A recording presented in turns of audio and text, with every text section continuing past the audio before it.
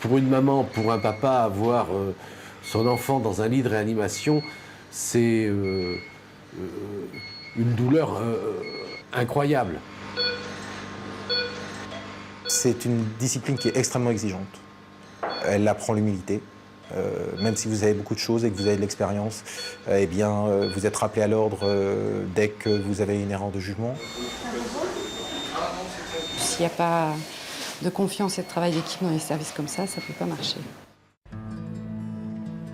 C'est une entrée plutôt discrète, juste à côté des urgences. Ceux qui rendent visite à leurs proches n'ont pas à passer par le grand hall du CHU. Ce service n'est pas tout à fait comme les autres. Bonjour Monsieur Chadelot, comment vous vous sentez ce matin? Un peu fatigué? C'est pas étonnant, hein? C'est pas fini, mais vous avez fait le plus dur pour l'instant. Vous avez fait le plus dur. Médecins, mais aussi infirmières, aides-soignants ou kinésithérapeutes, la journée commence par une visite dans chaque chambre. Le mot d'ordre, c'est la coordination 24 heures sur 24 autour de patients qui arrivent toujours dans un état critique après une infection, un accident ou ici une importante chirurgie. Le patient rentre en réanimation parce qu'il a au moins 2 défaillances d'organes. 2 défaillances d'organes, donc potentiellement vitales. Ça peut être le cœur et la circulation, ça peut être le poumon, ça peut être les reins, ça peut être le foie, bref, tous les organes. Et il est évident que plus le nombre de défaillances d'organes est important, plus le risque vital est engagé.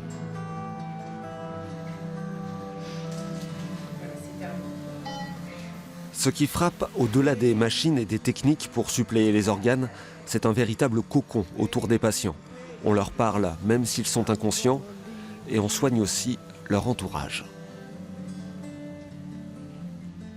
Avec les familles, il y a ce côté humain, parce qu'avec l'expérience aussi, on sait quelle est la souffrance des gens, on sait quels mots utiliser, pas forcément pour réconforter ce qui n'est pas consolable, hein, mais on rentre un peu dans leur vie, hein, c'est un peu particulier, on a vraiment comme des liens qui se créent aussi avec les familles dans des services comme ça, parce qu'on est proche d'eux, ils ne sont pas dans une chambre fermée avec leurs patients et l'infirmière fermée dans son bureau à l'autre bout du couloir, on est là. Ça, c'est une très bonne question. Il y a 2 ans, Alice a été hospitalisée en réanimation après une méningite, une infection extrêmement grave. Après ce type de pathologie, on compte qu'il faut entre 6 mois et 1 an de récupération pour récupérer complètement. Physiquement, je ne parle pas de l'aspect psychologique, mais physiquement. L'expérience a été marquante. Elle se souvient de ses hallucinations à cause des médicaments, de son réveil avec un tuyau dans la bouche pour respirer. Ne pas pouvoir communiquer, ne pas pouvoir poser de questions, c'était assez difficile. Après, on avait mis en place la petite ardoise pour pouvoir communiquer, donc ça s'est avéré un peu plus facile. Quoique, c'est compliqué aussi parce que je ne devais pas être très cohérente dans mes propos, mais je ne me suis pas sentie malade. Enfin, c'est pas le bon terme, je me suis pas sentie objet et simple patiente, je me suis sentie humaine en fait. On m'a considérée tout au long de mon hospitalisation. De ne pas pouvoir être actif pour son gosse, c'est insupportable, quoi. C'est insupportable. On a vécu des moments d'une douleur extrême. Et quand enfin on a des bonnes nouvelles, je peux vous dire que ça fait du bien. Ça fait du bien. Alice le sait, en plus des soins, comme de nombreux patients, elle a aussi participé à un essai thérapeutique. Des équipes de recherche travaillent au cœur du service. Les situations critiques prises en charge représentent un terrain idéal pour étudier de nouveaux médicaments. Là, depuis quelques années, nous avons des classes thérapeutiques d'antibiotiques qui potentiellement deviennent résistants. Et c'est important de développer de nouvelles molécules pour justement pallier à la résistance de ces antibiotiques et pouvoir proposer des antibiotiques plus adaptés aux patients. Coucou. Je suis contente de te voir. 16 heures, le temps des visiteurs.